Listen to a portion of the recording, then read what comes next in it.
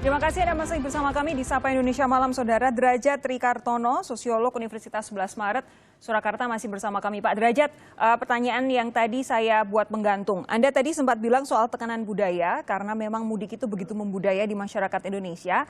Tapi bobotnya seperti apa? Apakah sama atau lebih besar atau sebenarnya lebih kecil jika dibandingkan dengan tekanan ekonomi? Karena menurut beberapa pemudik yang nekat yang kami wawancara beberapa hari terakhir adalah karena banyak yang mengaku selama sebulan atau 2 bulan ini tidak punya penghasilan, Pak Derajat. Ya, jadi ini ekonomi ini punya dua sisi hari ini. Sisi yang pertama adalah sisi pendukung, karena biasanya untuk mudik dia sudah nabung dalam 1 tahun, sehingga uangnya dikumpulkan. Tetapi karena kasus corona ini, social distancing dia tidak bisa keluar, maka kemudian tabungan dia akan berkurang secara dramatis. Nah, ada problem di situ. Apakah Jakarta atau kota-kota besar bisa memberikan jaminan pada dia untuk dalam tabungan yang semakin menipis itu dia tetap bisa hidup. Kalau tidak, maka mudik itu jalan keluar. Justru mereka mudik itu untuk mencari jalan keluar supaya mereka dapat social security net dari kampung halamannya, entah dari ibunya, bapaknya, saudaranya yang ada di kampung, itu lebih menjamin daripada kalau mereka tinggal sendiri di Jakarta. Nah, makanya ini menjadi cepat-cepatan, apakah faktor budaya dan faktor ekonomi yang menjadi alternatif di daerah asal Jakarta itu menjadi penunjang atau enggak. Kalau Jakarta bisa menyediakan itu dengan cukup, sebenarnya tekanan untuk budaya di daerah lokal itu bisa ditekan. Tapi kalau itu tidak bisa, maka dia kemudian mencari alternatif untuk pulang mudik, bukan sekedar urusan budaya, tapi juga urusan jaminan kehidupan. Gitu. Apakah ini kemudian yang juga memunculkan adanya jasa mudik ilegal? Iya, jelas. Itu selalu ada demand dari itu, demand dari culture dan demand dari tekanan dia mengalami deprivasi, istilah di teori ya, mengalami deprivasi, keterampasan. Karena sebenarnya dia masih mampu bekerja, tapi karena di stop dengan social distancing, maka kemampuan dia itu menjadi lumpuh, dia tidak bisa apa-apa. Nah, keterampasan ini menjadi alternatif untuk dia memaksakan diri untuk pulang gitu. Makanya jaminan di kota-kota itu menjadi penting gitu. Itu menjadi penekan yang menurut saya signifikan. Oke, jaminan di kota ini jadi salah satu kunci. Mungkin bukan pertanyaan yang tepat saya sampaikan ke Pak Derajat, karena itu harus dijawab oleh pihak yang berkepentingan begitu, yang berwenang. Tapi begini Pak, kalau menurut Anda dengan kondisi saat ini, apapun penilaian dari Pak Derajat soal bantuan sosial terhadap masyarakat miskin saat ini, apakah pelarangan mudik, penyekatan itu efektif? Menurut saya tidak. Tidak ya? Karena itu hanya government control. Yang diperlukan sekarang adalah social control dan cultural control. Cultural control itu maksud saya misalnya di daerah asal itu harus ada upaya entah tokoh masyarakatnya entah apa dihimpun di sana untuk memberitahukan yang di daerah asal. Apa yang kamu lakukan? Sudah tidak usah pulang, ini gini. Apa kamu perlukan bantuan begini-begini tak kirimnya? Itu juga diperlukan. Kalau hanya government social control itu punya kelemahan untuk mengalami disobedient, ketidakpatuhan ketika government control itu kalah penting dengan cultural control maupun juga social controlnya itu.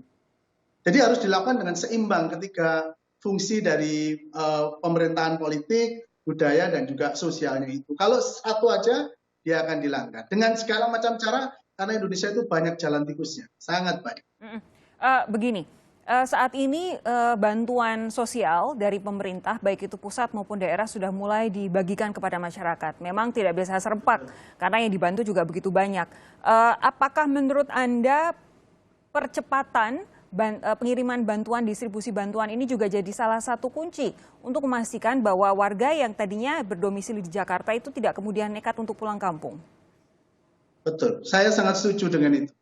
Jadi bagaimana memberi jaminan untuk kehidupan mereka pada masa di mana mereka mengalami keterampasan kemampuan ekonomi produktifnya itu menjadi tidak produktif, itu harus dijamin dulu. Kalau itu sudah dijamin, mereka baru berpikir tentang risiko budaya, ditambah nanti di kontrol budaya itu dikemukakan tentang bagaimana orang tua dan para kiai atau siapa dari daerah asal yang meyakinkan mereka itu bisa menjadi sinergi yang bagus. Kalau salah satu saja itu menjadi tidak punya kekuatan.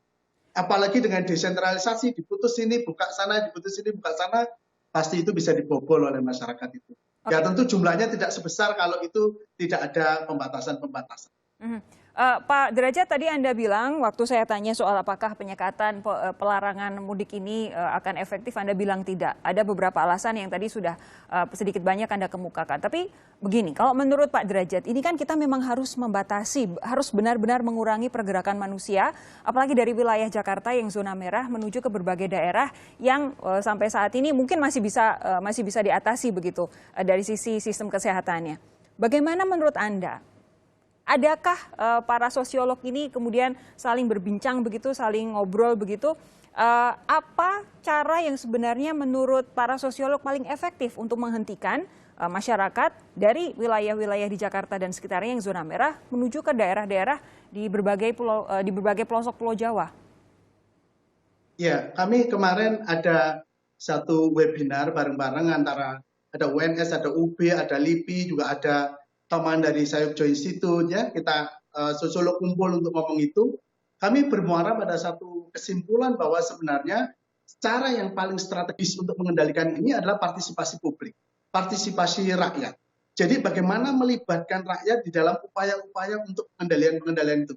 Kalau saya lihat ya sekarang, kalau ada penyekatan, itu yang ada di sana adalah polisi, tentara, kesehatan, dan orang DLAJ. Nah, orang kemudian bertanya, kenapa kami orang sipil ditahan tidak boleh keluar, sementara tentara, polisi, dan yang lain tetap jalan? Apakah mereka kebal virus? Apakah mereka, ini kan satu pengetahuan, tadi saya katakan virus ada dua ya, yang satu itu adalah tentang pengetahuan, mereka menjadi, ini kok kayaknya saya yang ditahan ini ya, mereka bebas begitu.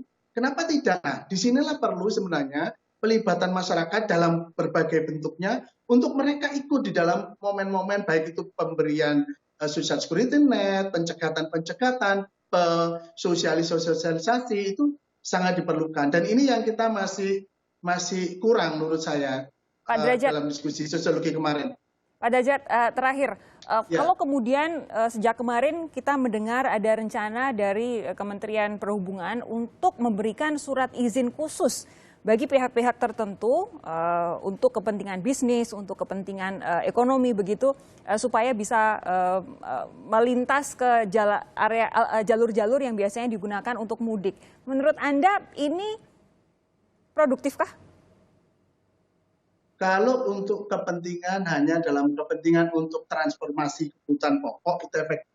Tapi kalau untuk kepentingan pengetahuan masyarakat itu tidak efektif. Kalau masyarakat itu melihat di jalan raya itu masih ramai, itu artinya ada perlakuan yang tidak adil. Yang satu tidak dirampas haknya, yang satu dirampas haknya. Karena apa? Karena menurut asumsi kesehatan, semua orang, apapun pekerjaannya, itu bisa kena virus corona. Nah, inilah yang keadilan dari segi pengetahuan, inilah yang sebenarnya dibutuhkan agar memang di dalam praktek sehari-hari itu tampak bahwa saya memang tidak dipenjarakan di rumah saya sendiri, tapi saya memang diberi tanggung jawab untuk mengontrol diri sendiri, sekali juga orang-orang yang lain seperti itu.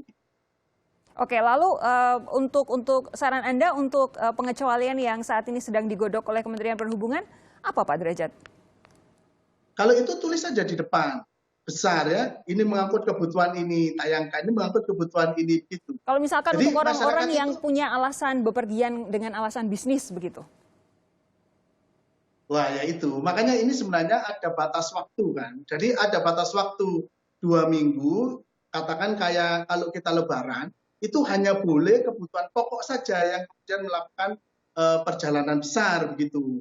Yang lain oke, berhenti di rumah sampai batas waktu yang ditentukan oleh pemerintah kapan. Sebenarnya masyarakat itu ikut gitu ya, pemerintah mau menentukan berapa lama, kapan, kemudian dimulai dengan kapan, itu oke.